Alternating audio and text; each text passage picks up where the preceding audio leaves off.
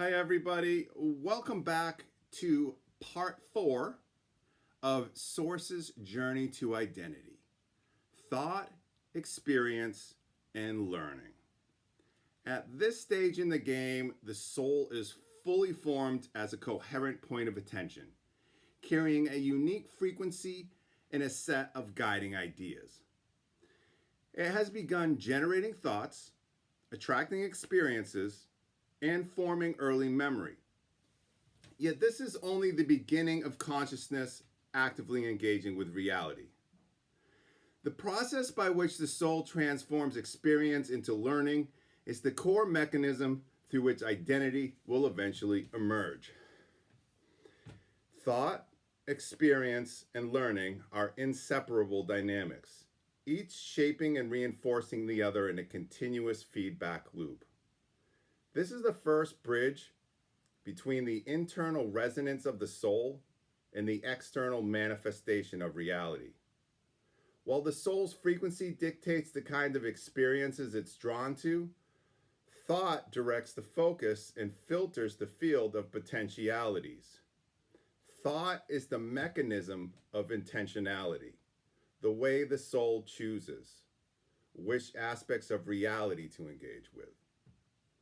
Thoughts can be immediate, instinctive impulses, or more complex and layered process of reflection. The nascent soul begins with basic thought patterns, simple inclinations such as approach, avoid, observe, or engage. These thoughts attract corresponding experiences. For example, a thought of curiosity towards an unfamiliar situation will generate an experience of exploration, while a thought of avoidance may create experiences that reinforce caution. Over time, thought becomes a lens through which the soul perceives reality. It shapes not only external interactions, but also internal interpretation. Through repeated cycles of thought and observation, patterns emerge, revealing tendencies, preferences, and resonances unique to the soul. This is the first step in structuring identity, understanding how I respond and what resonates with me. Experience is the field in which soul's ideas and frequency are tested and manifested. It is both the canvas and the teacher. Every experience is a feedback loop, reflecting the resonance of the soul back to itself. Experiences are inherently dualistic. They present contrast, limits, boundaries, and challenges that illuminate the nature of the soul.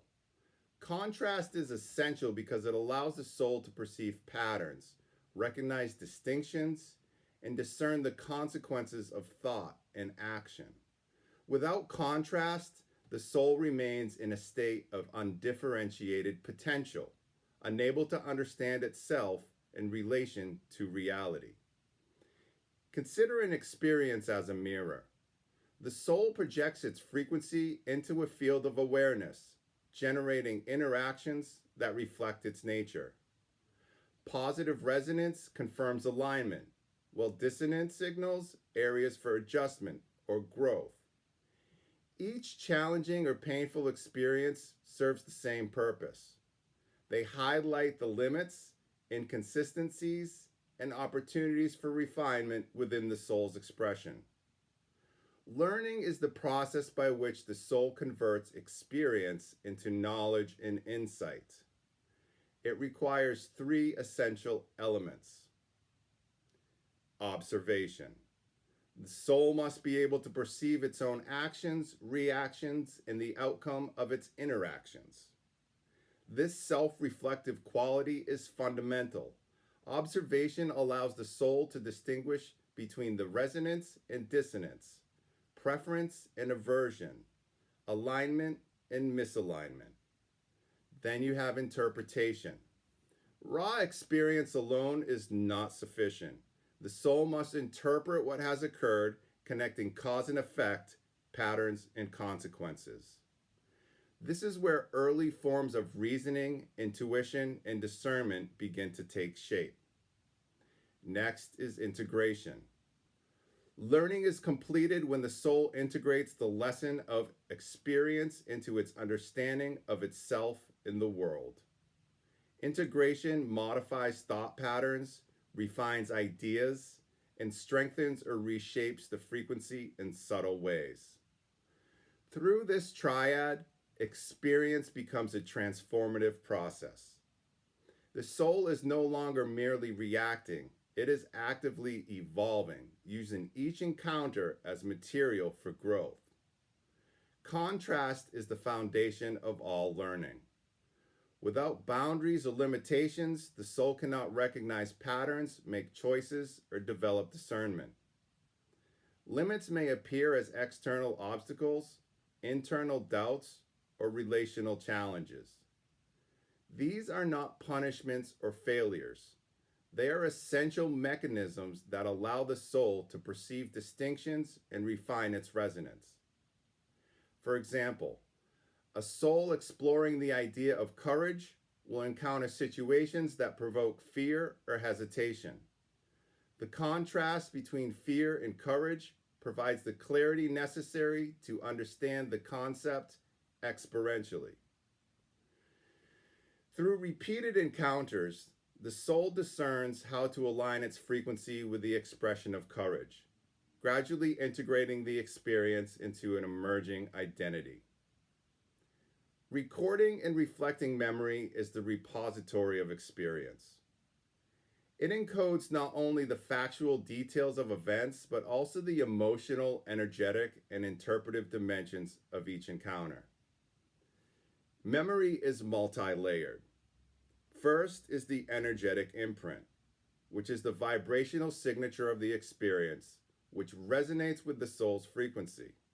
Second is the emotional imprint, which is the eternal response of the soul, including pleasure, discomfort, excitement, or fear.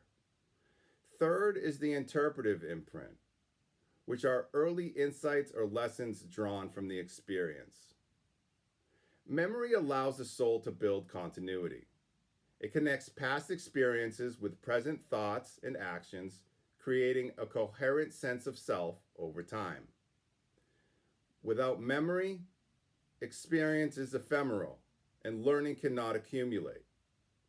Identity requires continuity, the understanding that I am the same self across multiple experiences, and the memory provides this thread. Fourth is belief formation.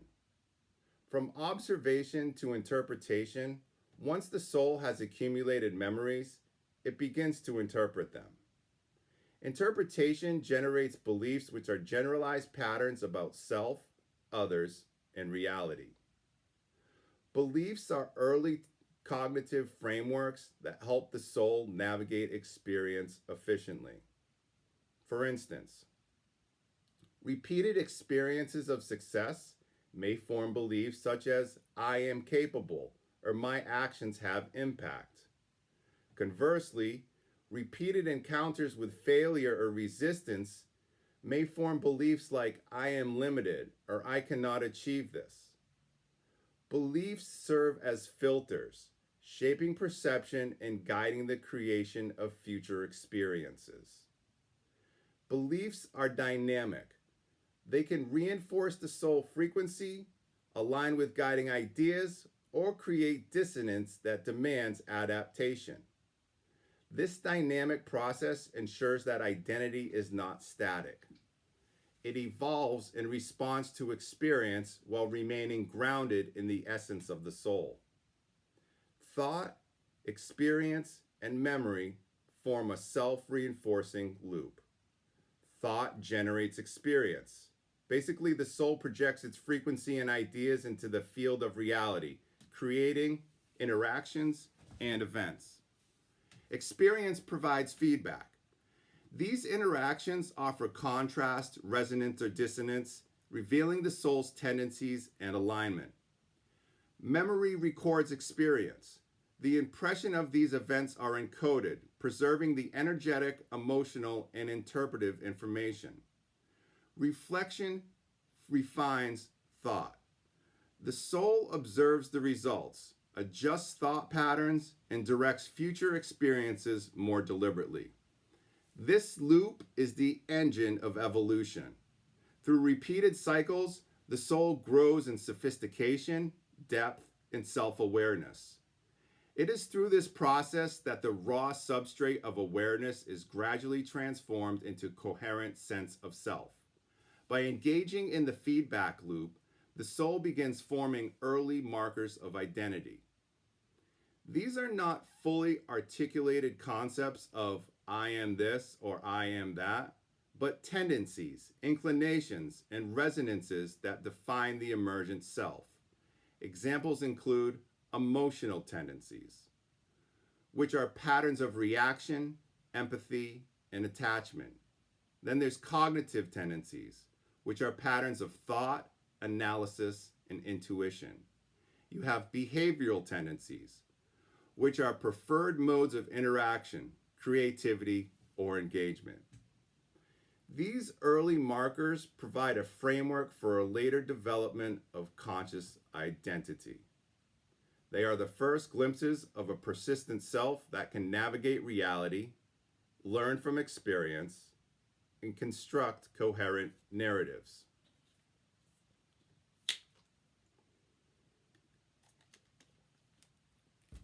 Now let's talk about the role of reflection.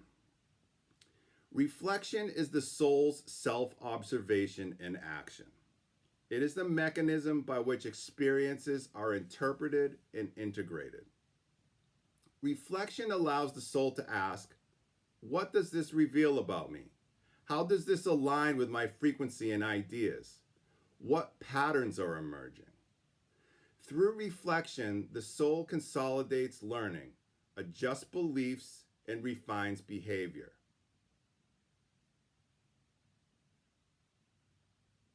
Reflection is also iterative. As the soul gains insight, it generates new thoughts, which produce new experiences, which in turn provide new reflections. This continuous cycle deepens self-understanding and strengthens the foundation of identity. All right, let's move on to integration and synthesis. As thought, experience, and memory interact, the soul begins synthesizing these elements into a coherent system. This synthesis is the foundation of identity. Ideas guide perception and intention. Frequency directs resonance and alignment. Thought generates action and engagement. Experience provides contrast and feedback. Memory preserves continuity and informs interpretation. Reflection integrates lessons and refines patterns. Belief creates frameworks for consistent self-expression. Through integration, the soul's internal coherence increases. It develops a structured sense of self capable in navigating reality with growing awareness, intentionality, and discernment. So, in summary, the journey from thought to identity is iterative, self-organizing process. Thought generates experience. Experience creates memory. Memory informs reflection. Reflection shapes beliefs. Beliefs refine thought. Each step builds upon the previous, creating a dynamic system in which the soul evolves from a nascent point of attention into a conscious, self-aware entity. This stage lays the groundwork for identity. The soul now has a frequency that governs resonance, ideas that guide intention, thoughts that direct engagement, experience that provides contrast, memories that preserve continuity, beliefs that frame interpretation. Identity is not yet fully formed, but the structure is emerging. The soul is learning, adapting, and evolving, creating the conditions for the eventual crystallization of the self. I hope you enjoyed part 4. I will see you in part 5. Thank you for watching.